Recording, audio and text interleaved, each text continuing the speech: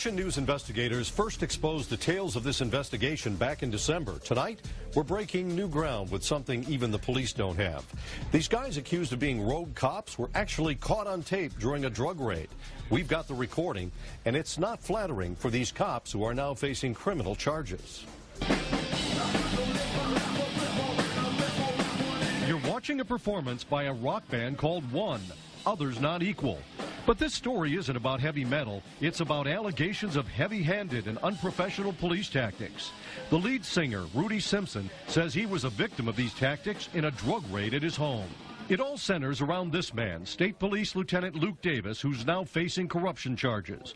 In June of 2008, the Omni Drug Task Force, headed by Lieutenant Davis, executed a search warrant on Rudy Simpson's Monroe County home. They based the search on an anonymous tip and a marijuana stem they said they found in the garbage. When the cops came in, Rudy's band was practicing in this basement recording studio.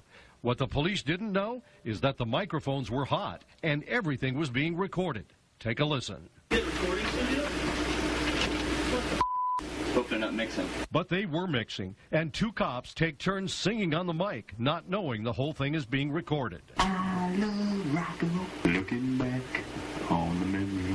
While those cops were in the basement, Rudy, his friend Jeremy, and members of the band were taken upstairs, where Lieutenant Davis and other task force members were searching the house. They were shocked by the behavior of the police. Very unprofessional, almost thuggish.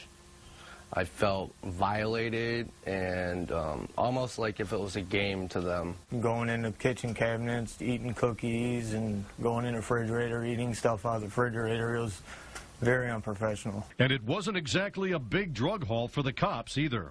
4 ounces in the bag.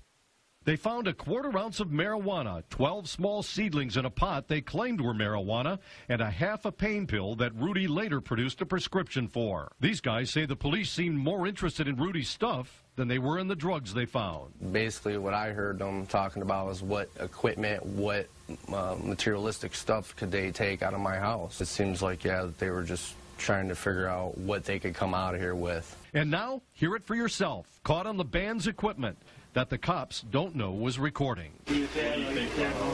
Well, we kicked a bunch of booze, right? I don't know, where are we at? I guess that's Luke's fault, not mine. I was just trying to get your tail on. Yeah, well, Luke comes down here and don't want to take everything. Band, he's going to say that quarter ounce, at least a quarter ounce there is going to give us a chance to take all this stuff, according to Luke. Hey, what do you want to take in the basement? You want to take the drums and all that or no? The police wound up taking 3 pages worth of stuff from the house, including some of Rudy's personal property, a 52-inch flat-screen TV, a DVD player, 2 computers, a camera, and a bunch of DVDs. Under the law, police are only supposed to confiscate property that was purchased with money earned from drug sales. Rudy admits he was smoking pot, but what evidence did they have that he was selling drugs? There was none. There was no sales. There was no undercover cops.